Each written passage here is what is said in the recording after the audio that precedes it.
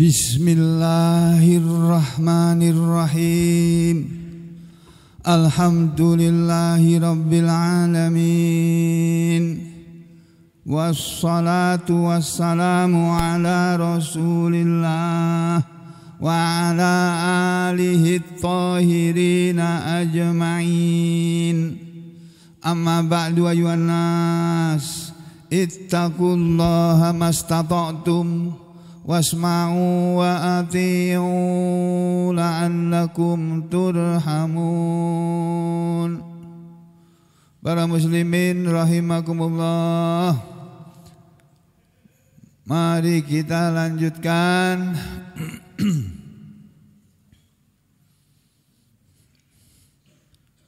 mengisi kegiatan kita di pagi hari ini. Sebelum melakukan aktivitas apapun, kita terlebih dahulu mengingat atau membaca ayat-ayat Allah dan hadis-hadis Rasulullah sallallahu alaihi wasallam.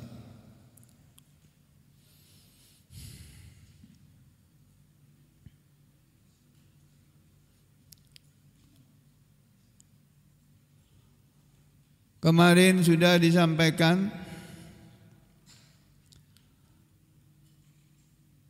ayat 28 dari surat Al-Kahfi yang menerangkan tentang larangan dari Allah kepada Nabi kita Nabi Muhammad sallallahu alaihi wasallam untuk membeda-bedakan atau memisah-misahkan antara orang-orang kaya dengan orang-orang miskin dalam satu majelis atau satu pertemuan.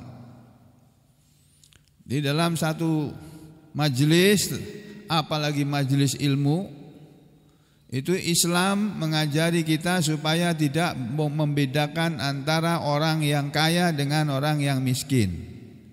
Itulah yang diajarkan oleh Allah kepada Nabi kita Nabi Muhammad SAW melalui ayat yang kemarin sudah diterangkan, ya. Ayatnya ada di surat Al-Kahfi, yaitu surat nomor 18 yang pagi ini atau siang hari ini sampai paling lambat asar nanti kita seharusnya membaca 10 ayat yang pertama dari surat Al-Kahfi ini dan 10 ayat yang terakhir, ya, termasuk yang sudah disampaikan kemarin. Kita sekarang sedang membicarakan ayat 28 dari surat Al-Kahfi. Perhatikan ya, kemarin sudah terangkan. Allah Ta'ala berfirman, A'udzu billahi minasy syaithanir rajim. Wasbir nafsaka ma'al ladzina yad'una rabbahum bil ghadati wal 'ashiyyi yuriduna wajhah wala ta'du 'ainaka 'anhum turidu zinatal hayatid dunya wala tuti' man aghfalna qalbahu an dzikrina man aghfalna qalbahu an dzikrina wattaba'a hawahu wa kana amruhu furutha. Pada bagian ini, ayat ini mengandung 3 bagian penting, 3 poin penting. Pertama sudah dijelaskan, Nabi diperintah oleh Allah dengan firman-Nya, wasbir nafsaka, dan sabarkanlah dirimu wahai Rasulullah, wahai Muhammad. Untuk apa? Bersabar untuk apa? Untuk ma'a, bersama, untuk hidup bersama, berkumpul bersama. Alladzina, orang-orang yang yadauna, mereka menyeru atau berdoa, mengingat, berzikir, Rabbahum, kepada Tuhan mereka, pada Allah Tuhan mereka, bil ghadati wal asiyyi, di waktu pagi dan petang. Mereka orang-orang miskin itu ketika mereka beribadah, mereka itu niatnya yuriduna wajhah, menginginkan keridhaan Allah. Dan itu juga yang harusnya kita kerjakan. Bukan hanya orang miskin, orang kaya juga harusnya begitu. Ketika menyembah Allah, beribadah kepada Allah, berdoa kepada Allah, berzikir kepada Allah, yang ada dalam hati kita adalah niat supaya apa yang kita ucapkan dan apa yang kita lakukan, yang kita perbuat, kita kerjakan, kita amalkan, dilihat oleh Allah dan diberi pahala oleh Allah, atau diterima amalan kita itu sebagai amal soleh. Niatnya harus begitu. Tidak boleh ada niat ganda, niat double, nggak boleh. Ingin mendapat ridho Allah tapi ingin dapat simpati dari masyarakat, tidak boleh. Hanya karena Allah saja, tidak boleh disekutukan dengan apapun. Itu orang yang beriman itu begitu modelnya. Ya. Terus yang kedua sekarang, wala ta'du'ainaka anhum turidu zinatal hayatid dunya. Ini bagian yang kedua, poin yang kedua.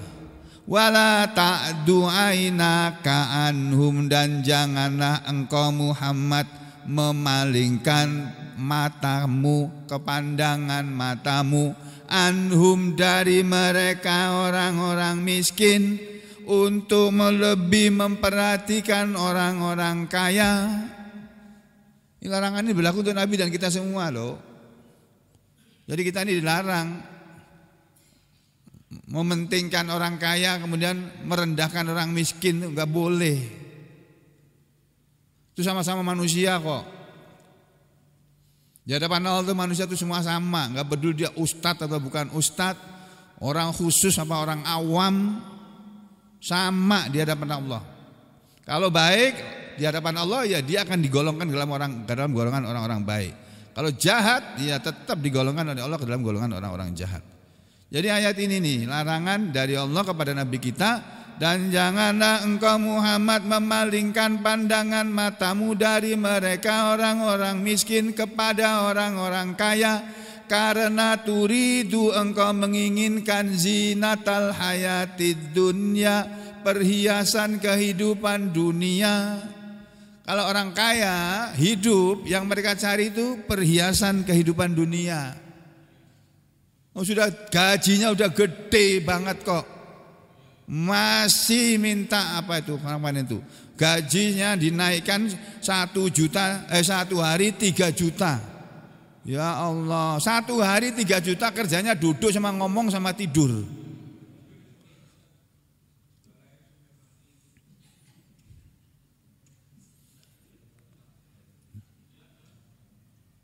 Enak bener kalau kayak begitu caranya. Dan enggak penghasilannya, gajinya enggak kena pajak. Hebat banget nih aturannya ini. Itulah kalau aturan manusia itu kayak begitu, Pak. Undang-undang kita ini, undang-undang yang berlaku di negara kita ini, sebaik apapun undang-undang itu, kalau yang membuat itu DPR, mohon maaf ya, saya bicara apa adanya, selalu ada kekurangannya. Sehingga nanti akan ada peninjauan kepada undang-undang itu, lalu dimintakan, dilaporkan kepada Mahkamah Konstitusi. Ini benar nggak undang-undang kayak begini nih? Mahkamah Konstitusi yang katanya garda paling tinggi dari bidang hukum, tapi ya podo wae. Semua kalau udah kena uang, naudzubillah misalnya dzalik, berubah semuanya itu. Jangan-jangan kita juga begitu, Pak. Dikasih uang terus berubah. Dibuat oleh Allah jadi kaya raya, terus nggak mau ngaji lagi ke sini. Ngapain ngaji ke sini? Dapat apa sih? Jangan-jangan kita juga begitu. Jangan begitu. Ini ayat ini, Pak, kalau kita lihat terjemahannya dalam bahasa Indonesianya ya, saya ambilkan di sini nih. Nih. Ini saudara bisa baca sendiri nih. Sekarang sudah dimuat di internet ini. Zaman saya dulu belum ada yang kayak begini nih waktu ngaji dulu loh. Belum ada. Ini ayatnya nih, firman Allah Subhanahu wa taala. Dan bersabarlah kamu Muhammad bersama-sama dengan orang-orang yang menyeru Tuhannya di pagi dan senja hari, dengan mengharap keridhoannya. Yakni kata Ibnu Katsir, duduklah kamu Muhammad bersama orang-orang yang mengingat Allah seraya mengagungkan, memuji, menyucikan dan membesarkan Allah serta memohon kepadanya di setiap pagi dan petang hari dari kalangan hamba-hambanya, hamba-hamba Allah, baik mereka itu orang-orang fakir atau miskin ataupun orang-orang kaya, orang-orang kuat atau orang-orang lemah. Itu tafsir Ibnu Katsir begitu. Itu tadi kalau terjemahnya. Kalau bahasa Arabnya kayak begini nih. Dalam kitab tafsir Ibnu Katsir itu nanti saudara bisa baca sendiri juga. Bagi yang bisa baca kitab tafsir Ibnu Katsir yang dalam bahasa aslinya, bahasa Arab itu. Nih. Ibnu Katsir punya tafsir sendiri, beda dengan Imam Al-Baghawi yang kemarin sudah kita sama-sama lihat. Ya. Nih.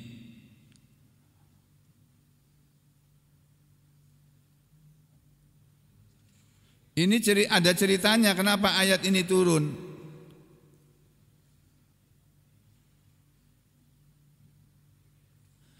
Ini tafsir Ibnu Katsir yang mulai dari sini nih. Ini yang belakang ini tafsir Al-Baghawi. Kita untuk membandingkan tafsir Al-Baghawi dengan tafsir Ibnu Katsir. Ini ayatnya. Wasbir nafsaka ma'al ladzina yad'una rabbahum bil ghadati wal 'ashiyyi yuriduna wajhah. Tuh. Dan sabarkanlah dirimu bersama orang-orang yang mereka menyeru, berdoa, berzikir, memuji, menyembah, semuanya masuk ke sini. Ya da'u itu memanggil, ya Allah, ya Allah, ya Allah, kan bisa berzikir, bisa minta, bisa dalam rangka beribadah, sedang beribadah. Sabarkanlah dirimu bersama orang-orang yang selalu menyeru kepada Rabb mereka, Tuhan mereka, bil ghadati di pagi hari seperti sekarang ini, wal asyi dan di sore hari seperti nanti sore kalau ada ngaji. Mereka orang-orang itu yuriduna wajhah, mereka itu menginginkan keridhaan Allah. Ai makna kalimat ayat ini kata Ibnu Katsir, ijlis, duduklah kamu Muhammad ma'al ladzina yadhkurunallah, bersama orang-orang yang selalu berzikir kepada Allah. Yad'una diartikan yadhkuruna, mereka selalu berzikir kepada Allah, selalu ingat kepada Allah di pagi hari. Yang mereka ingat begitu bangun tidur, Allah yang dia ingat pertama kali. Coba apakah kita sudah seperti itu apa belum? Kalau belum berarti kita belum termasuk orang yang disukai oleh Allah. Begitu bangun pagi apa yang kita ingat? Duit. Apa lagi? Jabatannya. Atau apa? Kedudukannya. Oh berarti belum termasuk orang yang baik. Mereka itu yadhkurunallah wa yuhallilunahu, dan mereka bertahlil kepada Allah, mengucapkan la ilaha illallah. Ini bisa dijadikan dalil oleh saudara-saudara kita yang dari kalangan Nahdlatul Ulama, di mana di masjid-masjid mereka kalau habis sholat subuh mereka tahlil, bukan tahlilan loh ya. Mereka bertahlil bukan bertahlilan. Saya sering ngomong dan itu dari guru saya. Kalau ngomong yang benar tahlil gitu loh, bukan tahlilan. Jangan salah ngomong. Kalau tahlilan dengan tahlil itu beda. Kalau tahlil itu ya saudara itu yang pada mengikuti jejak para ulama. Kalau ada orang meninggal dunia di hari ketiga mereka tahlilan. Istilahnya begitu. Jangan bilang tahlilan, bertahlil gitu loh. Silakan aja kalau saudara mau memperbuat itu, enggak apa-apa, silakan, terserah. Sampai karena sebagian ulama ngajarin seperti itu. Itu ulama yang ngajari loh ya, bukan Rasulullah. Rasulullah SAW enggak. Jadi mereka selalu bertahlil kepada Allah. Masjid-masjid ya, kalau perjalanan ke Palangkaraya, di sholat di masjid-masjid Nahdlatul Ulama, masjid NU itu pasti tuh habis sholat subuh mereka la ilaha illallah, la ilaha illallah, la ilaha illallah 100 kali itu mereka. Saya hitung itu. Bagus begitu, bagus. Tapi bukan hanya kalau habis subuh aja bertahlil kepada Allah. Di waktu pagi dan di waktu petang, setiap hari maksudnya. bertahlil kepada Allah. Ya. Jadi orang-orang, kamu bersabarlah kamu bersama orang-orang yang selalu berzikir kepada Allah dan selalu bertahlil kepadanya, wa yahmadunahu dan selalu memuji kepadanya, memuji kepada Allah, wa yusabbihunahu dan selalu bertasbih kepadanya, wa yakburunahu dan selalu bertakbir kepadanya. Ini bahasa aslinya dalam kitab tafsir Ibnu Katsir. Wa yas'alunahu dan mereka selalu meminta kepada Allah di waktu pagi berdoa. Pagi tadi habis sholat subuh misalnya kita berdoa begini. Allahumma inni as'alukal afwa wal afiyata fid dunya wal akhirah. Allahumma inni as'alukal afwa wal afiyata fid dini wa dunyaya wa ahli wa mali. Allahumma astur aurati wa amin rawati. Allahumma fatni min baini yadai wa min khalfi wa an yamini wa an shimali wa min fawqi wa a'udzu bi idhamatika an ukhtala min tahti. Allahumma alimal ghaibi wasyahadah fatiras samawati wal ard rabb kulli syai'in wa malikah asyhadu an la ilaha illa anta a'udzubika min syarri nafsi wa min syarri syaitani wa syirki wa an aqtarifa ala nafsi su'an au ajurrahu ila muslim. Ya hayyu ya qayyum bi rahmatika astaghits aslih li sya'ni kullah wa la takilni ila nafsi tarfata ain. Subhanallah wa bihamdihi. Kayak begitu doanya. Kan sering dibaca di zikir pagi dan petang, kan ada yang begitu kan? Nah, sudah diajarkan, sudah dikasih bukunya gratis lagi. Tinggal mengamalkan saja. Ya, itu. Mereka selalu meminta kepada Allah bukratan di waktu pagi, wa asyan dan di waktu sore. Siapa itu? Orang-orang seperti itu min ibadillah, dari hamba-hamba Allah. Nabi diperintah oleh Allah untuk bersabar bersama orang-orang yang selalu ingat berzikir kepada Allah, bertahlil kepada Allah, bertasbih kepada Allah, ya, memahasucikan Allah, meminta kepada Allah di waktu pagi dan petang. Sawaan, sama ka'akanu keadaan mereka. Fuqara'a, apakah mereka itu orang-orang fakir, au agniya atau orang-orang kaya, au aqwiya atau mereka itu orang-orang yang kuat, au du'afa atau mereka itu orang-orang yang lemah. Di hadapan Allah orang yang kuat tenaganya pun orang yang lemah sama. Kalau berbuat seperti ini pahalanya sama. Ya, gajinya dari Allah itu sama. Enggak seperti kita. Gaji anggota dewan yang terhormat sudah kaya raya, penghasilan sudah gede, masih lagi minta naik gajinya. Sementara rakyat kecil enggak diperhatikan. Masya Allah, masih untung ini enggak bubar negara ini.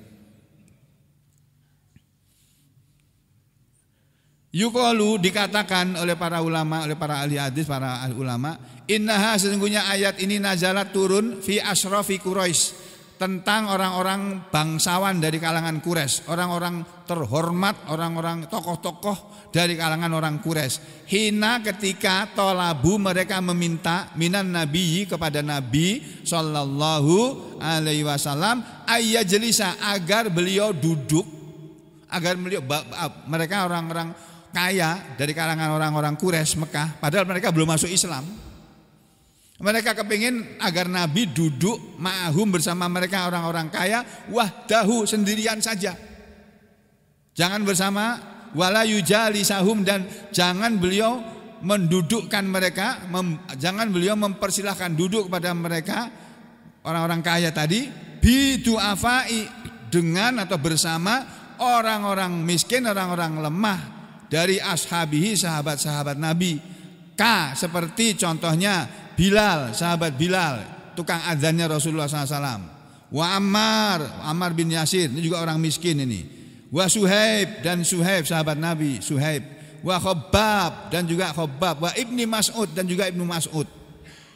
Tuh, mereka orang-orang pemuka-pemuka, petinggi-petinggi Quraisy tadi itu. Wal yufrid, dan mereka menghendaki menginginkan disendirikan ulaika, mereka-mereka yang kaya-kaya tadi, yang tokoh-tokoh tadi, bi majlisin ala hidatin, di satu majlis dalam satu waktu, gitu aja, satu bagian. Jadi jangan bareng ngajinya, yang kaya sendiri tempatnya, yang miskin sendiri tempatnya. Nabi diminta begitu. Nanti kami akan masuk Islam Muhammad. Kalau kami masuk Islam, anak buah kami di belakang ini pasti nurut kepada kami. Itu modelnya orang-orang pembesar-pembesar sejak zaman dulu tuh begitu. Kalau tokohnya itu melakukan sesuatu, semua rakyatnya, anak buahnya itu ngikut. Kalau sekarang semua kalau ketum itu, ketum apa saja sudah. Ketum itu ketua umum tuh, bukan nama makanan. Kalau ketum itu, ketum ormas kah, ketum partai kah, atau apa saja itu. Kalau ketumnya sudah menentukan begini, di belakangnya ya harus manut. Mau itu yang ditentukan oleh ketum tadi benar apa salah, itu urusan lain. Yang terjadi kan seperti itu. Padahal negara ini kedaulatan ada di tangan rakyat, bukan di tangan partai, bukan di tangan ketum partai juga, bukan di tangan presiden, apalagi menteri-menterinya, apalagi wamennya yang ketangkep OTT KPK itu. Ya. Jadi begitu saudara-saudara, Islam mengajari kita itu sesuatu yang baik. Dalam berkeluarga, dalam bermasyarakat, bahkan dalam bernegara, Islam itu punya ajaran yang hendaknya diamalkan oleh para pembesar-pembesar negara ini beserta seluruh rakyatnya tentunya.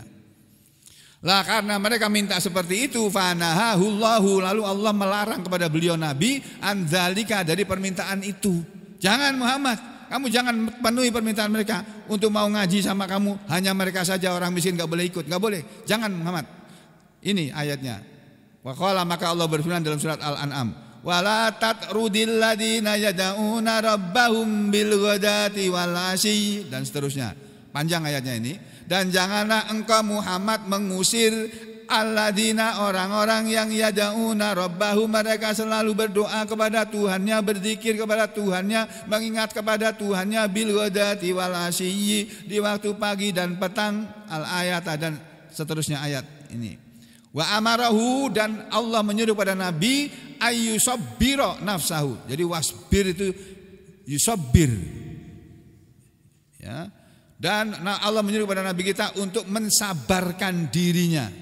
Fil julus, di dalam duduk, ma'aha ula, bersama mereka orang-orang yang miskin. Tuh.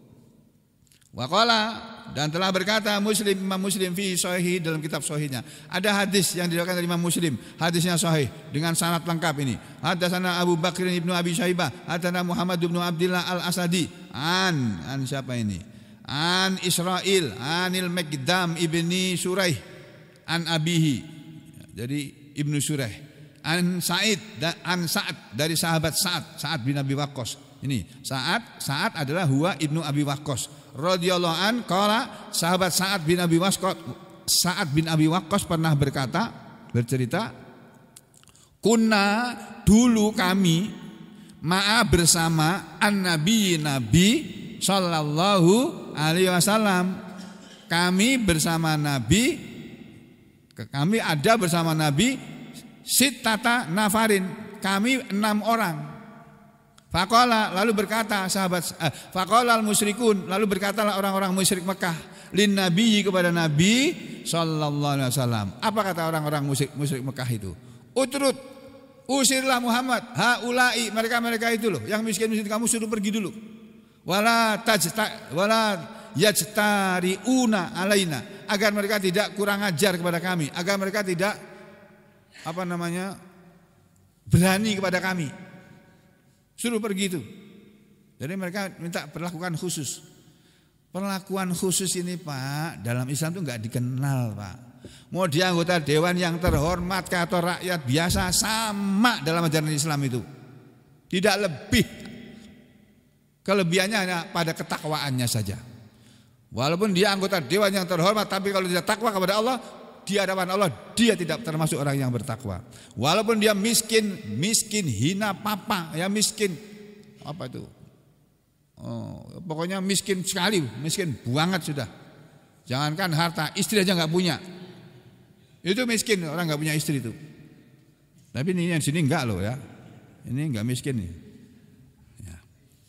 Jadi saudara sekalian, suruh kata orang musyrik Mekah kepada Nabi Muhammad, usir itu orang-orang miskin itu. Qala, berkata si sahabat Sa'ad melanjutkan ceritanya. Wa kuntu, dan aku pada waktu itu, wa kuntu ana, dan aku adalah diriku ini, wa Ibnu Mas'ud, 2 Ibnu Mas'ud, wa rajulun, dan 1 orang lagi min Hudzail, dari suku Hudzail, 3, wa Bilalun, dan Bilal, 4. Kemudian warojulani, dan ada lagi 2 orang yang nasi itu ismaihima. Aku lupa namanya kedua orang tadi. Jadi Nabi sedang bersama kita berenam. Datang orang musyrik Mekah, tokoh-tokohnya itu.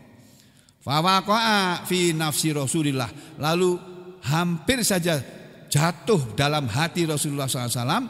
Ya, Masya Allah, apa yang Allah kehendaki ayyaqa'a, bahwasanya akan terjadi. Hampir saja terjadi apa yang ada dalam hati Rasulullah SAW, sebagaimana Allah menghendaki itu akan terjadi. Tetapi apa yang terjadi? Fahaddasa nafsahu. Lalu Nabi berbicara dengan dirinya sendiri. Nabi mikir-mikir, gimana ya ini ya, kok mereka kok minta kok seperti ini sih? Oh, aku disuruh mengusir orang-orang miskin sih, kenapa sih? Salahnya apa orang-orang miskin itu kalau duduk sama-sama? Ya.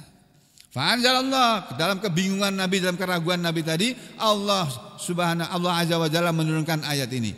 Wala tatrud. Ya, ini ada ayatnya ya. Tadi sudah dibaca. Wala tatrud, dan janganlah engkau Muhammad mengusir alladzina yad'una rabbahum, orang-orang yang berdoa, berzikir, mengingat kepada Tuhannya, bil ghadati wal asyi, di waktu pagi dan petang, karena mereka miskin. Padahal yuriduna wajhahu, mereka berbuat seperti itu karena hanya menginginkan keridhaan Allah, tidak menginginkan harta benda dunia. Ini hadis ini seperti ini banyak diriwayatkan di belakangnya ini. Ini ada banyak semuanya. Tapi ini diantara ini ada yang dhaif, ada yang matruk dan sebagainya. Jadi saya tidak baca semuanya. Nah, yang penting sekarang yang di belakangnya ini. Ini saya lewati aja nih. Nanti saudara bisa baca sendiri aja, ya. Karena ada yang dhaif, jadi saya enggak bacakan. Nah, sekarang bagian yang kedua, wala ta'duaina ka'anhum, dan janganlah engkau Muhammad memalingkan pandangan matamu dari mereka, karena turidu zinatal hayatid dunya, kamu menghendaki perhiasan kehidupan dunia. Muhammad, kamu jangan nuruti apa maunya orang kaya-kaya itu. Wahai para pemimpin, termasuk pemimpin RI ini, jangan sampai dengar suara mereka yang kaya-kaya di DPR sana. Yang didengar itu suara rakyat. Mereka berada di DPR sana untuk mewakili rakyat harusnya. Tapi yang terjadi tidak seperti itu. Biar saudara tahu ini, antara Al-Quran dan kehidupan nyata itu ada korelasinya, ada hubungannya. Ya. Janganlah engkau Muhammad sebagai pemimpin umat Islam memalingkan matamu dari orang-orang miskin, kemudian berpaling kepada orang-orang kaya karena kamu menginginkan perhiasan kehidupan dunia. Apa kata Ibnu Abbas? Kalau Ibnu Abbas berkata, maksud ayat ini, kata sahabat Nabi ini, wala tujawizhum, dan janganlah engkau melewatkan pandangan matamu Muhammad dari mereka orang-orang miskin ila ghairihim, kepada selain mereka orang-orang miskin, yaitu tatlubu badalahum ashabas syaraf wassaurah wasarwah, karena kamu akan mengganti kedudukan orang-orang miskin ini dengan ashabas syaraf, orang-orang yang memiliki kemuliaan, wassaurah, dan orang-orang yang memiliki kekayaan. Jangan Muhammad, jangan seperti itu kamu. Jadi ayat ini Pak, pendidikan dari Allah kepada kita yang kebetulan oleh Allah dijadikan sebagai orang yang kaya misalnya. Jangan pernah meremehkan orang miskin. Demikian juga kalau kita ditakdirkan oleh Allah jadi pembesar di negeri ini, mau jadi presiden kah, wapres kah, menteri kah, wamen kah, atau apapun sudah, jabatan tertinggi yang diidolakan oleh banyak orang-orang itu. Kalau sudah punya kedudukan yang tinggi kayak Syahroni itu, ya, janganlah sampean itu sombong mengatakan rakyat tolol sedunia, ya Allah. Ya nggak apa-apa, kita dibilang tolol nggak apa-apa. Nanti kembali kepada dirinya sendiri kok itu omongan itu. Ya, jadi Nabi dilarang oleh Allah memalingkan pandangan matanya, mengabaikan orang miskin, lalu lebih mementingkan orang kaya. Itu dilarang dalam Islam. Harusnya begitu jadi pemimpin, tegas gitu loh. Jenderal kok. Oh, tegas loh.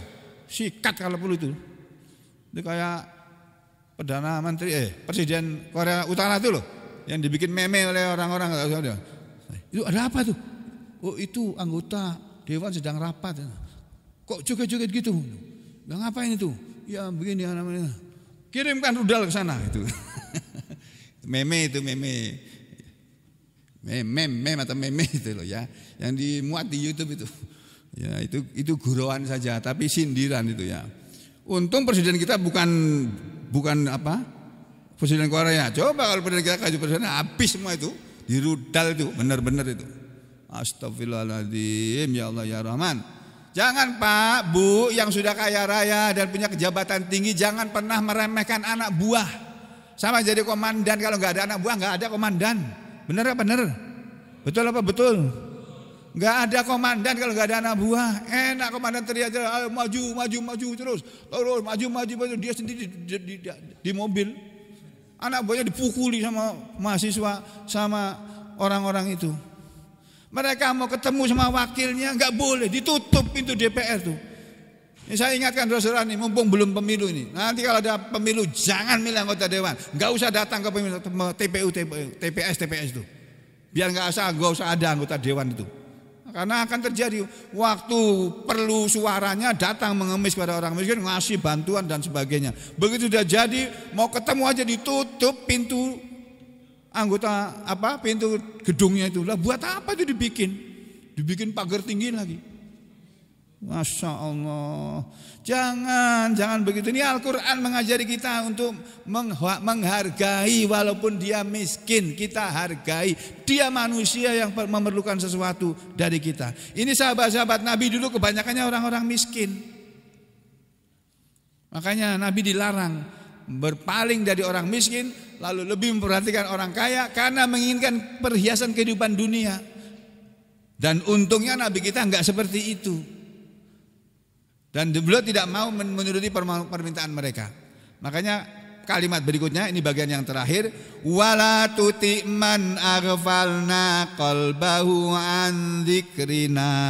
Wala tuti dan janganlah engkau Muhammad mentaati menuruti man aghfalna kemauan orang yang kami telah melalaikan qalbahu hatinya an dzikrina dari mengingat kami. Apa maksud kalimat ayat ini ya? Maksudnya janganlah engkau Muhammad mentaati, menuruti, mengikuti kemauan man aghfalna qalbahun an dzikrina. Orang yang hatinya sudah kami lalaikan dari mengingat kami. Kalau ada orang siapapun dia, mau pejabat atau rakyat, mau orang kaya atau orang miskin, kalau hatinya lalai dari mengingat Allah, enggak pernah ingat sama Allah, mau apa-apa enggak pernah baca bismillahirrahmanirrahim, ya, dan selesai melakukan apa-apa enggak pernah mengucapkan alhamdulillahirabbil alamin, atau kalau mau melakukan sesuatu pekerjaan apa-apa enggak pernah ingat, enggak pernah berzikir kepada Allah, enggak pernah baca doa atau zikir, kamu jangan taati orang yang kayak begitu Muhammad. Jadi ini pelajaran larangan kepada kita juga. Siapa itu orang yang kami lalaikan hatinya dari mengingat kami? Orang yang suhila, dia disibukkan anidin dari agama ini, wa ibadati rabbih dan dari beribadah kepada Tuhannya, disibukkan oleh apa? Bidunya, dengan dunia ini. Jadi kamu Muhammad jangan menuruti kemauan orang yang sibuk dengan dunia tapi lupa sama akhirat. Ini pelajaran buat kita juga. Yang nyuruh kita itu siapa? Siapa orangnya itu? Sholat enggak dia? Zikir enggak dia? Enggak sholat, enggak zikir, enggak pernah kita lihat. Jangan diikuti kita. Jangan diikuti maunya. Itu satu. Ini apa kata Ibnu Katsir dalam tarjamahnya ini? Saudara bisa baca sendiri nanti ini. Nah, nih saya tunjukkan tarjamah dari tafsir tadi. Jangan-jangan saya nanti dikira memanipulasi ayat lagi. Nah, ya ini hadisnya banyak ini, tapi ada yang dhaif saya lewati aja semuanya ini. Ini banyak, ini nanti tinggal baca aja saudara. Kan bisa baca toh? Ya paling enggak bahasa Indonesia ini loh. Kan iso gurmot ngene tok, masa enggak bisa? Ya. Nah, terus ini panjang nih hadisnya banyak sekali. Kita menuju kepada bagian ayat yang melarang Nabi kita untuk menuruti kemauan orang-orang kaya. Kalau kemauan itu enggak benar. Kalau kemauannya baik ya enggak apa-apa. Ya. Dan Nabi kita dilarang oleh Allah. Dan janganlah, ini firman Allah Subhanahu wa taala, wala ta'du ainaka anhum turidu zinatal hayatid dunya, dan janganlah kedua matamu berpaling dari mereka orang-orang miskin karena mengharapkan perhiasan kehidupan dunia ini. Karena kamu kepingin mobilmu jadi mewah. Dari mobil Kijang, dari Ayla misalnya, pengen jadi Alphard. Ya, pengen naik mobil Alphard yang baru. Tuh anggota dewan tuh kayak gitu loh mobilnya loh, masya Allah, mobilnya udah bagus-bagus itu. Untung nggak katakan para pendemo, katakan dihancurin semua itu mobil-mobil itu. Ya. Ibnu Abbas mengatakan bahwa janganlah kamu melewati mereka Muhammad dengan memilih selain mereka, yakni menggantikan mereka dengan orang-orang yang berkedudukan dan berharta. Wala tuti man aghfalna an dzikrina, wala tuti man aghfalna qalbahu an dzikrina, dan janganlah kamu mengikuti orang yang hatinya telah kami lalaikan dari mengingati kami, yakni orang yang menyibukkan dirinya dengan dunia. Jadi orang yang menyibukkan dirinya dengan dunia, melupakan agama dan menyembah Tuhannya, jangan kamu turuti kemauannya. Jadi kalau sudah jadi anggota dewan yang terhormat, usullah kepada pemerintah melakukan hal-hal yang jangan hanya sibuk dengan duniawi, sibuk juga dengan urusan agama, urusan ibadah ini gitu loh Pak. Yang kedua, wa kana amruhu furuto, dan adalah keadaan mereka itu melampaui batas. Nih furuton. Furuton ini salah satu artinya, ini banyak artinya, di sini maknanya melampaui batas. Maksudnya begini, kata Ibnu Katsir, semua amal perbuatannya itu, orang-orang kaya-kaya itu yang minta gaji 3 juta sehari itu contohnya, itu semua amal perbuatan mereka itu cuma hura-hura, berlebih-lebihan, sia-sia. Jangan kamu mengikuti kemauan mereka, jangan menyukai cara mereka, jangan pula kamu menginginkannya. Makna ayat ini sama dengan yang disebutkan dalam ayat lain ini. Wala tamuddanna ainaika ila ma matta'na bihi azwajam minhum zahratal hayatid dunya linaftinahum fih wa rizqu rabbika khairu wa abqa.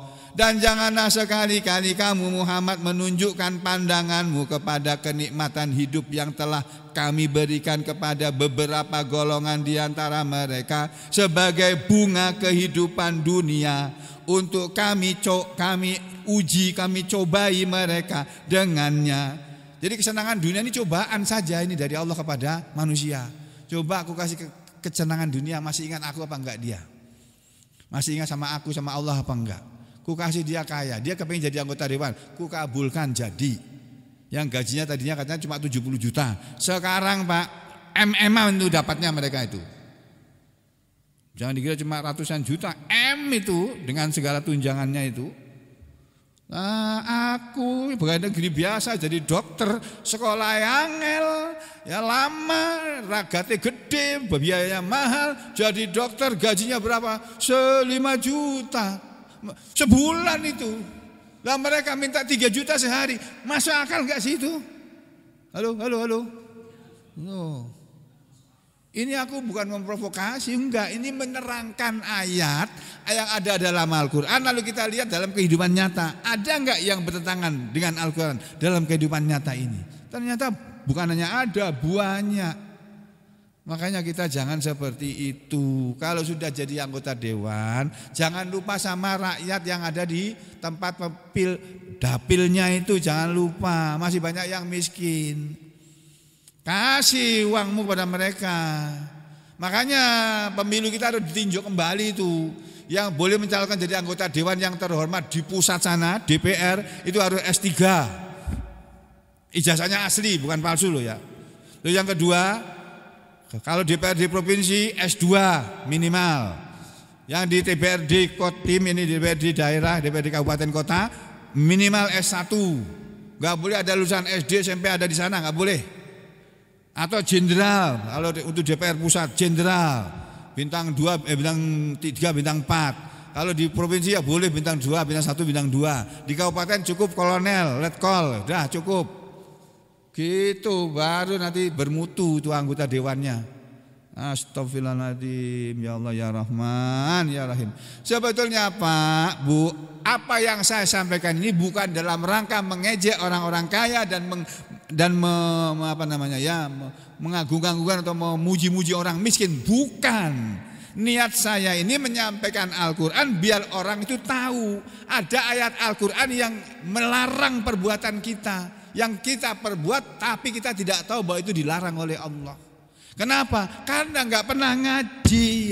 Yakin saya anggota Dewan Terhormat itu nggak pernah ngaji kayak begini. Banyak, bukan cuma satu dua. Walaupun ada juga di antara mereka para kiai, ada. Saya tahu ada para kiai. Tapi kiainya pemahamannya, saya nggak yakin mereka sama pemahamannya seperti yang diajarkan oleh Nabi Muhammad Sallallahu Alaihi Wasallam. Jadi anggota Dewan itu kayak guru ijai misalnya gitu. Jadi anggota DPR pusat. Tapi kiai malah nggak mau biasanya. Karena itu kedudukan dunia ini setinggi apapun itu rendah di hadapan Allah. Mereka memilih jadi kiai, jadi guru. Sampai sekarang sudah meninggal dunia pun guru ijai itu masih dihormati orang di mana-mana. Sampai haulnya aja dihadiri jutaan orang itu. Masya Allah. Yang di Jawa nggak pernah ada kayak gitu tuh. Sampai sini dulu, bingung sampean ya. Aku lu qouli hadza astaghfirullahaladzim wa lakum Allahumma taqabbal minna innaka antas samiul alim wa tub alaina innaka antat tawwabur rahim. Ya Allah, ampunilah dosa dan kesalahan kami semuanya ya Allah. Ampunilah pula dosa dan kesalahan para pemimpin-pemimpin kita yang ada di pusat, yang ada di kepresidenan, yang ada di DPR, MPR dan ada di berbagai daerah itu ya Allah. Pembesar-pembesar kita, ampuni dosa mereka dan berilah petunjuk kepada mereka, kesadaran kepada mereka bahwa apa yang mereka dapatkan itu adalah karunia dari Engkau ya Allah, yang seharusnya mereka syukuri dengan berbuat baik kepada orang-orang yang lemah, orang-orang yang miskin, orang-orang yang membutuhkan pertolongan mereka. Ya Allah, ampunilah kami dan sembuhkanlah semua penyakit yang kami derita ya Allah. Bebaskanlah orang-orang yang sakit di antara kami dari segala penyakitnya. Sembuhkan mereka dengan cara Engkau ya Allah, bukan dengan cara dokter ya Allah. Sembuhkan mereka dengan cara Engkau, melalui para dokter juga bisa ya Allah. Hanya kepada Engkau kami menyembah dan hanya kepada Paduka ya Allah kami minta pertolongan. Rabbana atina fid dunya hasanah wa fil akhirati hasanah wa qina adzabannar wa sallallahu ala sayyidina Muhammad wa ala ali sayyidina Muhammad walhamdulillahi rabbil alamin.